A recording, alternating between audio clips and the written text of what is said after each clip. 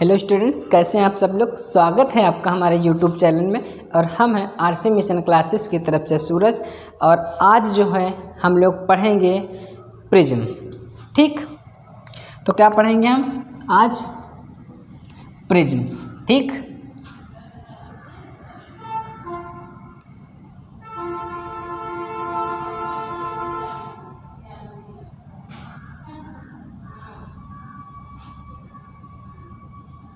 Prism. ठीक, तो क्या पढ़ेंगे हम? प्रिज्म। तो देखिएगा, एकदम सिंपल भाषा में, सरल भाषा में प्रिज्म होता क्या है। ठीक, सबसे पहले हमने क्या किया, देखो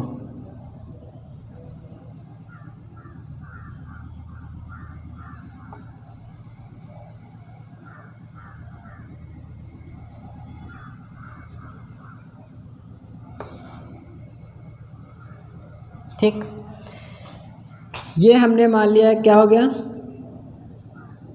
ए यानी कि कोण ए, ये बी और ये सी हो गया।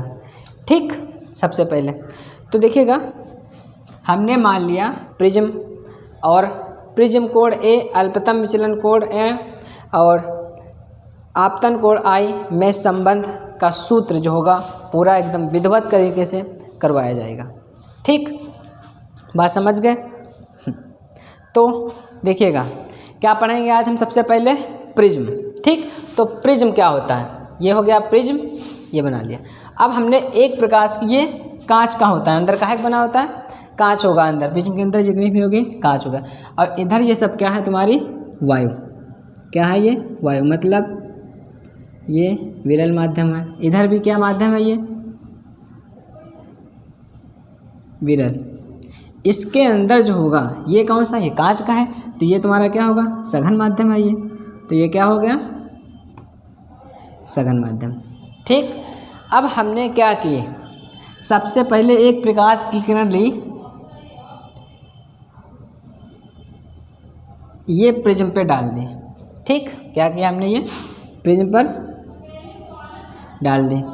अब प्रिज्म तो है कांच, काहे का बना है, प्रिज्म तो भैया कांच का बना है। अब ये बताओ, जब ये कांच का बना है, और हम तो तुमका पहले बता चुके हैं, हमने बताया था कि जब कोई प्रकाश की किरण सघन माध्यम में जाएगी, किससे, विरल माध्यम से सघन माध्यम में जाएगी, तो झुकती है, क्या होती है, झुकेगी। कहाँ? अभिलंब की ओर। देखो, अब जहाँ पे प्रकाश की किरण आपतित हुई उस बिंदु पे हमें आपतन बिंदु चाहिए, हो गया।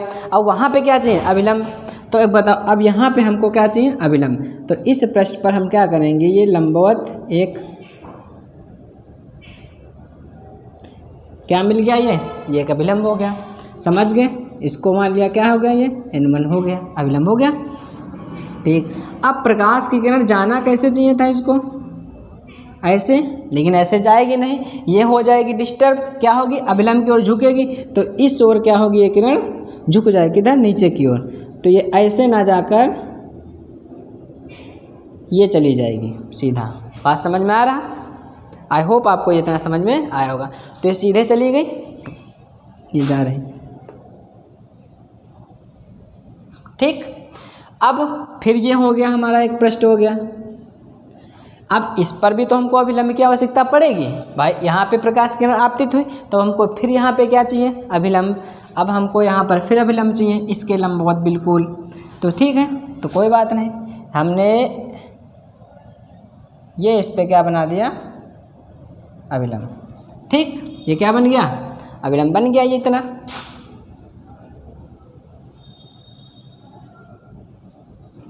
बन गया अभिलंब। ठीक, अब एक बार बताओ, ये N2 मान लिया हो गया, क्या हो गया, N2 अभिलंब। अब प्रकाश की किरण सघन से विरल में जा रही है, ये सघन है, ये विरल है, तो अभिलंब से दूर हटेगी। तो ये हो गया अभिलंब, किरण किधर, इधर, इधर चली जाएगी नीचे की ओर, तो ये चली गई प्रकाश की किरण। अब हम नाम देते हैं, इसको हमने मान लिया P है, ये हमने एक बिंदु मान लिया, क्यों होगा, ये हमने क्या मान लिया, R, और ये हमने मान लिया S। तो ये PQRS क्या है, प्रिज्म पर क्या हो गई, प्रकाश की किरण आपतित हुई। बात समझ में आई? ठीक, अब इन किरणों को हम क्या करेंगे, जो किरण है इनको हम आगे देखो, रुको, ये जाना चाहिए था, इसको ऐसे जा रहे हैं भाई।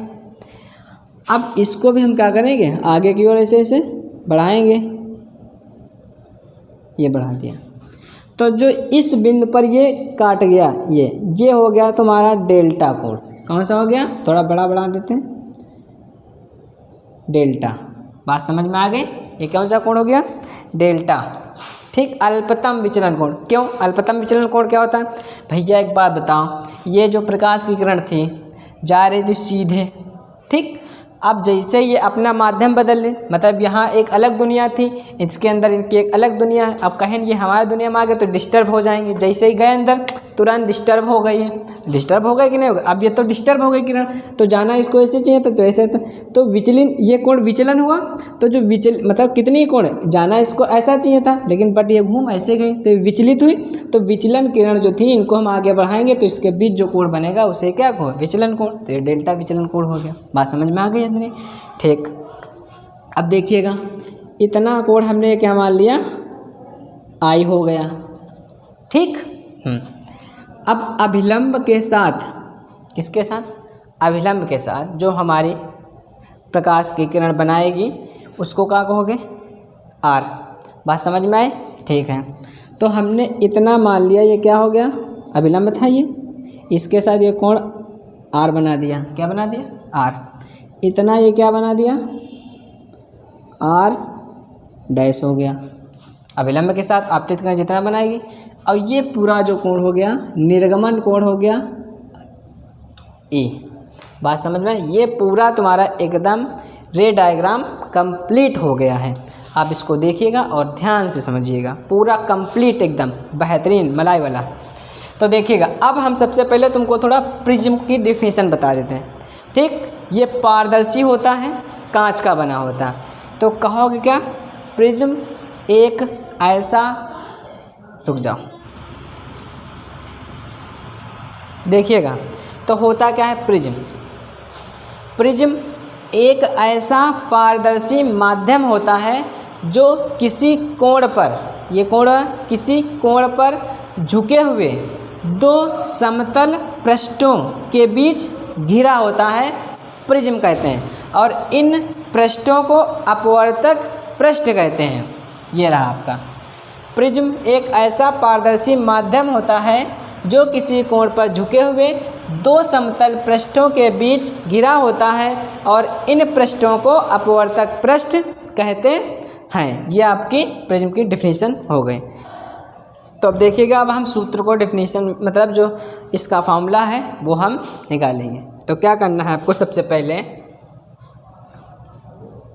ये हमने एक बिंदु और मान लिया, ई हो गया, और ये एक बिंदु हो गया डी।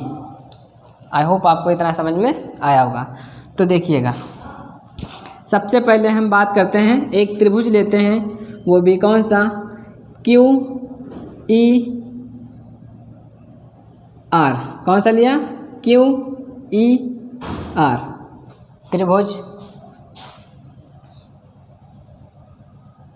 क्यू ई आर में, ठीक।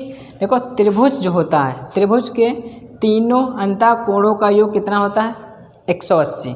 तो आर प्लस आर डैश और प्लस ई बराबर कितना हो जाएगा, 180। देखिएगा, R plus R dash plus का ई बराबर 180, ठीक। बात समझ में आई। अब देखिएगा, ये हो गया। अब हम एक त्रिभुज लेंगे, कौन सा, क्यू आर डी में। कौन सी, त्रिभुज क्यू आर डी में। देखिए, ये बहिष्कोण डेल्टा एम है, तो क्या होता है, बहिष्कोण अंतः कोणों के योग के बराबर होगी। मतलब इस त्रिभुज में, अब देखो हमको तो पता नहीं ये वाला कोण, तो देखिए ये जो कोण होगा, देखो इतना पूरा आई है, कितना है ये आई, बात समझ गए। तो इतना आई, तो इतना पूरा आई होना चाहिए, क्योंकि शीर्षा में कोण है, ये ऐसे है, ऐसे ये चित्र बना। देखिए मतलब ऐसे ऐसे बना। तो ये इतना आई है। अब इसको दो भागों, अगर नीचे वाला आर है तो अगर ये निकालना है, होता तो पूरा आई है इतना भाई, इतना आई तो आई से आर घटा दो तो अंदर बच जाएगा। तो जो ये कोण होगा वो आई माइनस आर बचेगा, आर से इसको घटा दिया, इतना बच गया हमारे पास। तो ये पूरा आई था, इतना आर था, बस इस में होगा तो आर घटा दो इतना बच गया, तो आई माइनस आर, ये हो गया। अब इधर का जब कोण निकाल लोगे तो ये कितना बचेगा भाई, इतना पूरा क्या है, ये इधर वाला जो आई, देखो ये आई और ई दोनों होते सेम ही है, निर्गमन कोण जितने पे होता उतने पे निकलेगी, तो आई बराबर ई होता है। तो इधर वाला कितना बचेगा तुम्हारा, आई माइनस आर डैश, ये आपका क्या बन गया कोण। बात समझ में आई? तो देखिएगा आई ये वाला आई माइनस आर, बहिष्कोण अंतःकोण के योग के बराबर होता है, तो I minus R plus I minus R dash, I minus R dash बराबर डेल्टा, वो भी कौन सी, बहिष्कोण। कौन सी प्रमेय है ये, बहिष्कोण अंतःकोणों के योग के बराबर होता है। ये बन गया आपका इतना। अब देखिएगा, अब हम एक लेंगे चतुर्भुज, कौन सा, ए क्यू ई आर में चतुर्भुज, ये हो गया चतुर्भुज ए क्यू ई आर में। बात समझ में? चतुर्भुज के आमने सामने कोणों का योग कितना होता है, 180 अंश होता है, ठीक। तो ये कोण ए और ये कोण ई है, इतना का योग कितना होगा, 180, ठीक। तो कोण मतलब ए प्लस ई बराबर 180। बात समझ में आई आपको, ये इतनी आई होगी आपको, ठीक। अब देखिएगा, ये इतना आपको समझ में, आई होप आपको आया होगा। अब देखिएगा, हम ई का मान, ये मान लिया समीकरण 1, ये समीकरण 2, ये समीकरण 3। तो समीकरण 3 है, इसमें ई का मान रखेंगे, तो ई का यहाँ से, इसको अभी ना मानो, ई का मान यहाँ से निकालो ज़रा, ई बराबर 180 माइनस ए। ई का मान समीकरण 1 में यहाँ पे रख दो आगे, तो ई का मान समीकरण 1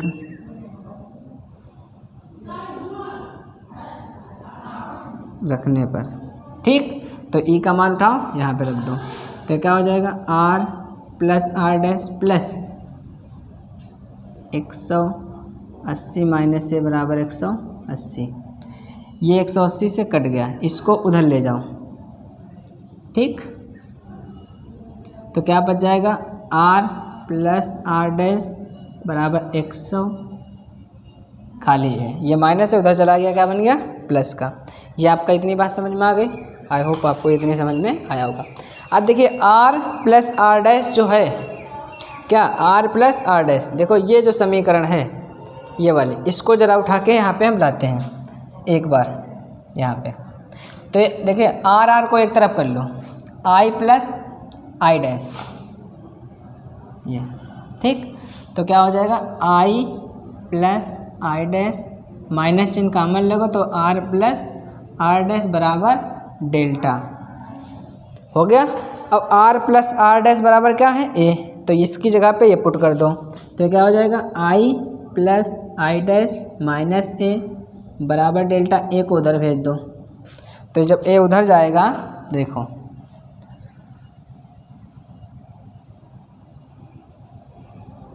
तो ए को उधर जाएगा तो क्या बन जाएगा, ये आपका आई प्लस आई डैश बराबर डेल्टा प्लस का ए। बात समझ में आए इतना। अब हम अल्पतम विचलन की स्थिति, किसके लिए, अल्पतम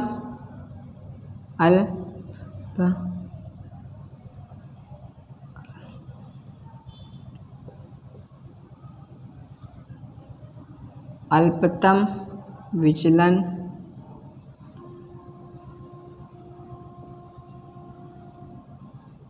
के लिए, तो अल्पतम विचलन के लिए क्या हो जाएगा, जो आई डैश है वो बराबर आई के हो जाएगा, कामा आर डैश बराबर आर हो जाएगा, और डेल्टा बराबर डेल्टा एम हो जाएगा। बात समझ में आई? तो देखिए कहाँ पे है समीकरण हमारी, ये जो है जब आर डैश बराबर हो जाएगा तो देखिए आर प्लस आर रखोगे और बराबर में क्या ए, तो ये आर 2r बराबर ए, तो r बराबर कितना आ जाएगा a/2, एक ये मान आ गया आपका। ठीक, समझ गए? अब देखिएगा भाई r तो हमारे पास आ गया। अब इस जो r का मान है, r का मान जो इसका मान हमारा है, हम क्या करेंगे, कुछ छूट गया क्या, जो हमारी ये समीकरण थी r प्लस ए रख दिया, डेल्टा एम हो गया, तो r का मान निकल है। ठीक है, अब हम इस वाली जो समीकरण है जहाँ i है वहाँ क्या रखेंगे, i रखोगे तो यहाँ पर आ जाओ, तो i प्लस आई बराबर डेल्टा प्लस, और डेल्टा की जगह क्या रखेंगे m, तो ये क्या हो जाएगा डेल्टा m प्लस ए। अब ये क्या हो जाएगा 2i बराबर डेल्टा m प्लस ए, तो i बराबर डेल्टा m प्लस a/2, ये आ गया आपका हमला। ठीक, अब हम लगाएंगे किसका नियम, स्नेल का नियम। स्नेल के नियम से, ठीक, स्नेल का नियम क्या है, n बराबर साइन आई बटे साइन आर, यहाँ पे लगा दो। ठीक, तो ये में रख दो, n बराबर i की जगह पर रखोगे, i का मान क्या निकाल ले हो, डेल्टा m, तो ये क्या हो जाएगा आपका साइन ब्रैकेट में डेल्टा m प्लस a/2 पूरे के बटे साइन a/2, अर्थात n बराबर sine delta m plus a/2 बटे साइन a/2, ये आपका हो गया डेरिवेशन का सूत्र। आई होप आपको ये इतना समझ में आया होगा। नोट डाउन दिस क्वेश्चन, एकदम हलवा वाला है ये आपका डेरिवेशन। बस इसको जैसे ही आप देखेंगे तुरंत कर दो, बस लिखो, बस एक बार देख लो और पेपर में लिख दीजिएगा। इतना सिंपल तरीके से है ये डेरिवेशन, बहुत ही एकदम सिंपल। ठीक, अब एक पतले प्रिज्म के लिए एक डेरिवेशन है, छोटा सा बिल्कुल है, बहुत इंपॉर्टेंट है, न्यूमेरिकल लगाने में उसका बहुत काम आता है। ठीक, तो होता क्या है पतले प्रिज्म के लिए, तो हमने आपको अभी एक डेरिवेशन में सूत्र भी करवाया था इसके पहले, क्या था, n बराबर साइन